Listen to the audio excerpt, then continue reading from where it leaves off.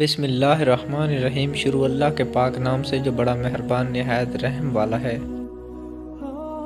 ایمان اچانک غائب نہیں ہوتا، چہرے کا نور اچانک ختم نہیں ہوتا، نمازوں سے سکون اچانک نہیں چلا جاتا۔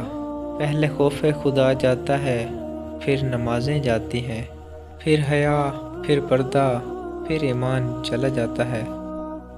بدلہ لینے سے پہلے یہ ضرور خیال کر لیا کرو کہ تم اپنے خدا کے نزدیک کتنے قصوروار ہو۔ جیب بھاری ہو تو دشمن بھی خطائیں معاف کر دیتے ہیں، اور ہاتھ خالی ہو تو سکے بہن بھائی بھی سلام نہیں کرتے۔ مشکلات کا پتھر تراشنے کے بعد جو ہیرا نکلتا ہے وہ کامیابی ہے۔ جیت کی عادت اچھی ہوتی ہے، لیکن کچھ رشتوں میں ہار جانا ہی بہتر ہوتا ہے۔ اتنے رشتوں کا کیا فائدہ جب ہر دکھ اور تکلیف اکیلے ہی دیکھنی ہے۔ خود کو اتنا مضبوط کر لو کہ اپنا غم خود اٹھا سکو۔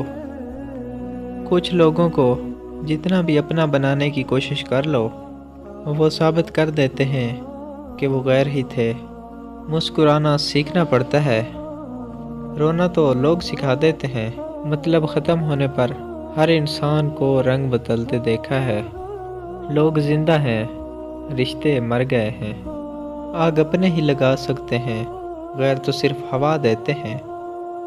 منافق لوگوں سے وہ کتا بہتر ہے جو سامنے بھونکتا ہے، پینٹھ پیچھے نہیں۔ سارے دکھ 3 لفظوں پر آ کر ختم ہو جاتے ہیں، اللہ ہے نا۔